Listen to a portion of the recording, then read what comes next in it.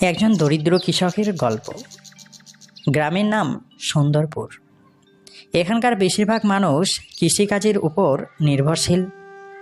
গ্রামের এক কোণে ছোট একটা কুঁড়ে ঘরে থাকেন রহিম চাচা। বয়স 50-এর কাছাকাছি হলেও চেহারায় বয়সের ছাপ স্পষ্ট তার। গায়ের রং মাটির মতো, চোখে ক্লান্তির ছাপ। রহিম চাচা একজন দরিদ্র কৃষক। তার এক টুকরো জমি আছে যেখানে তিনি ধান চাষ করেন, তবে জমির উর্বরতা কম। বৃষ্টি নির্ভর কৃষি হওয়ায় ফলনও তেমন ভালো হয় না।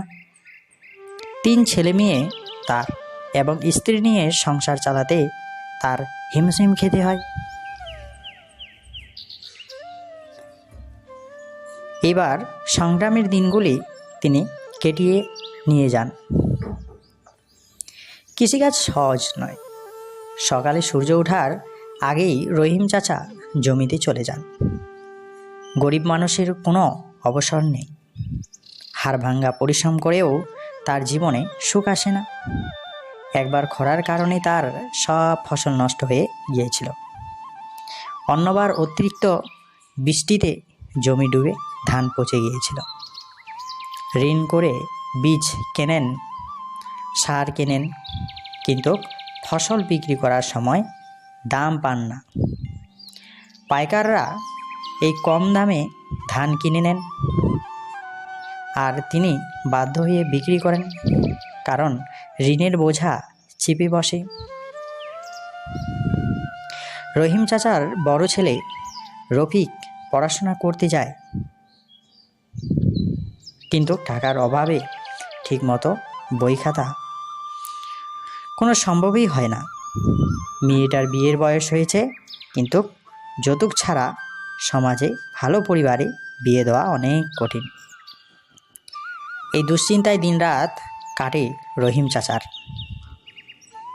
তার স্বপ্ন একদিন তার ছেলে মেয়েরা ভালো মানুষ হবে, কিন্তু কিভাবে? দিন শেষে পেট চালানোই যেখানে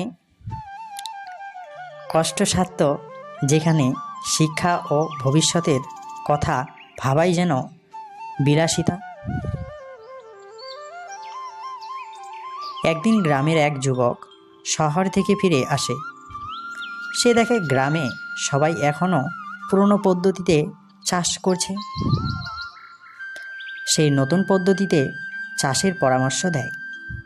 আধুনিক প্রযুক্তি ব্যবহারের মাধ্যমে কিভাবে কম খরচে বেশি ফসল উৎপাদন করা যায় সে বিষয়ে প্রশিক্ষণের ব্যবস্থা করে।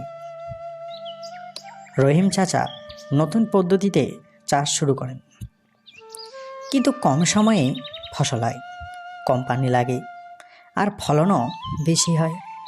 এতে ধীরে ধীরে তার আয় বাড়তে শুরু করে।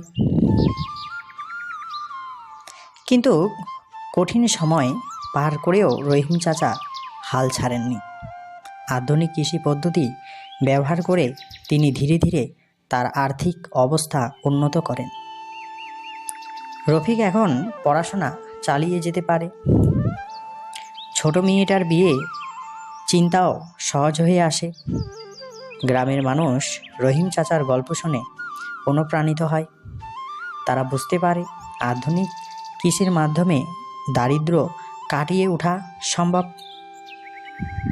কিন্তু রহিম চাচার জীবন আমাদের শেখায় কঠোর পরিশ্রম আর নতুন কিছুর প্রতি আগ্রহ থাকলে দরিদ্রতাকে জয় করা সম্ভব। সময়ের সঙ্গে তাল মিলিয়ে চললেই উন্নতি সম্ভব।